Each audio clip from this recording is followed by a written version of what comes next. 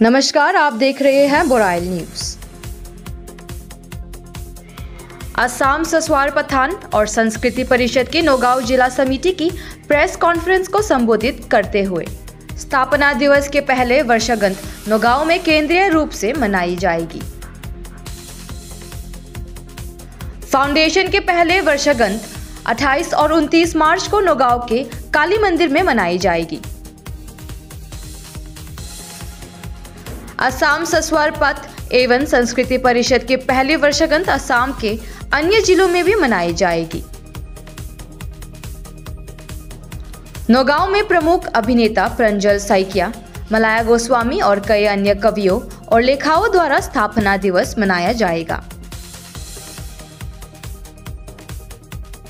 असम ससवार पथ और संस्कृति परिषद की ओर से प्रमुख अभिनेता, निर्देशक, रेडियो कलाकार और वाचक कुलादा कुमार भट्टाचार्य जी को पुरस्कार प्रदान किए जाएंगे।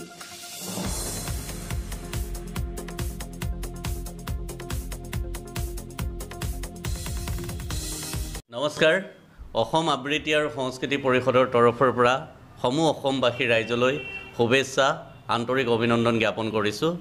অসম আবৃত্তি আৰু সংস্কৃতি পৰিষদৰ অহা 29 মাৰ্চত প্ৰথম প্ৰতিষ্ঠা দিৱস। এই প্ৰতিষ্ঠা দিৱস অসমৰ প্ৰতিখন জিলাত 29খন জিলাতেই পূৰ্ণ প্ৰস্তুতি চলি আছে। প্ৰতিষ্ঠা দিৱস খুব সুন্দৰতাৰে পালন কৰা হ'ব আৰু নগাঁও জিলাই অসম আবৃত্তি আৰু সংস্কৃতি পৰিষদৰ ৰাজ্যিকভাৱে কেন্দ্ৰীয়ভাৱে ইয়াত প্ৰতিষ্ঠা দিৱস পালন কৰাৰ বাবে তেখেতসকলে মনস্থ কৰিছিলে। সেই মানস যি কৰিলে তাক সঁহাৰি জনাই আমি ৰাজ্যিক সমিতিয়ে তেখেতসকলৰ লগত পূৰ্ণভাৱে সহযোগিতা ৰাখি দুদিনীয়া কাৰ্যসূচীৰে 28 আৰু 29 তাৰিখে ইয়াত প্ৰতিষ্ঠা দিৱস উদযাপন কৰাৰ তেখেতসকলে প্ৰয়াস কৰিছে। 28 তাৰিখে সমগ্ৰ অসম ভিত্তিত আবৃত্তি প্ৰতিযোগিতাৰ আয়োজন কৰিছে আৰু 29 তাৰিখে ইয়াত অতি সুন্দৰতাৰে নগাঁও জিলাত এতিয়া উদুলি হৈ আছে। নগাঁও জিলাত খুব সুন্দৰতাৰে আবৃত্তি আৰু সংস্কৃতি পৰিষদৰ এই প্ৰতিষ্ঠা দিৱস উদযাপিত হ'ব। ইয়ালৈ অতিথি হিচাপে আহিব আপোনালোকৰ সকলোৰে পৰিচিত কাব্য সিন্ধু ডক্টৰ অমৰজ্যোতি চৌধুৰী ছাৰ, আপোনালোকৰ সকলোৰে মৰমৰ পৰিচিত অভিনেতা প্ৰাঞ্জল শইকীয়া ডাঙৰীয়া, আমাৰ সকলোৰে শ্ৰদ্ধাৰ অভিনেত্ৰী ৰাষ্ট্ৰীয় বঁটা প্ৰাপক মলয়া গোস্বামী বাইদেউ, ভূপেন চক্ৰৱৰ্তী ডাঙৰীয়া আৰু নীলিম কুমাৰ ডাঙৰীয়া, কাব্যনীল ডাঙৰীয়া আৰু বহু কেইজন প্ৰতিষ্ঠিত কবি ইয়াত উপস্থিত হ'ব।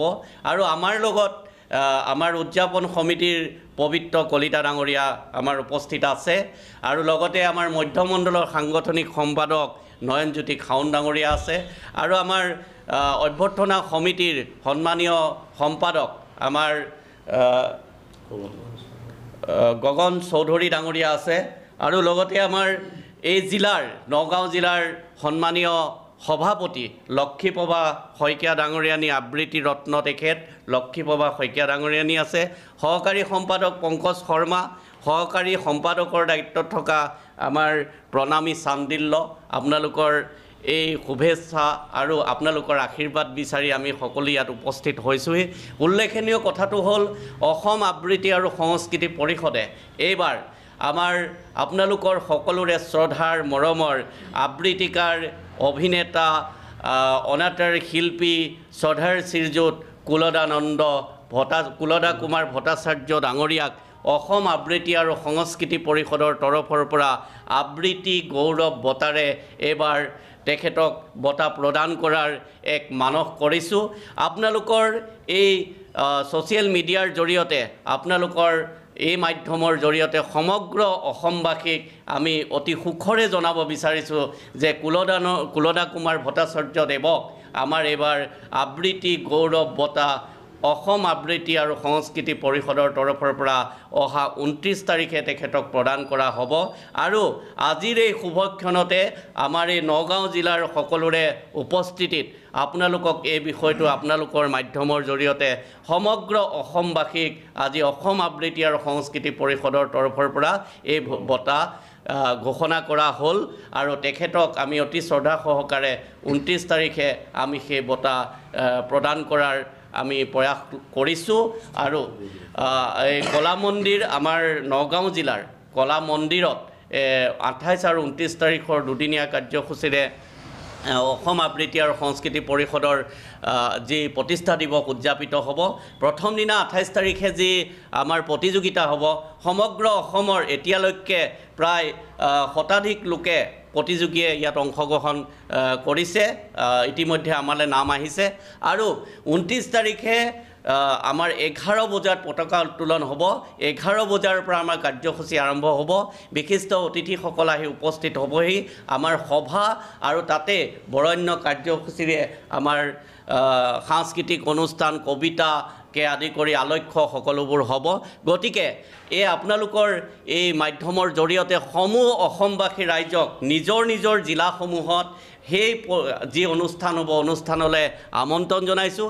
আৰু নগাঁও জিলাত বিশেষভাৱে তেখেতসকলৰ যি প্ৰয়াস, অক্লান্ত শ্ৰম আৰু ত্যাগৰ আপোনালোকে আশীৰ্বাদ দিবৰ বাবে নগাঁও জিলাৰ সকলোকে আমি আহ্বান জনাইছোঁ, আমন্ত্ৰণ জনাইছোঁ।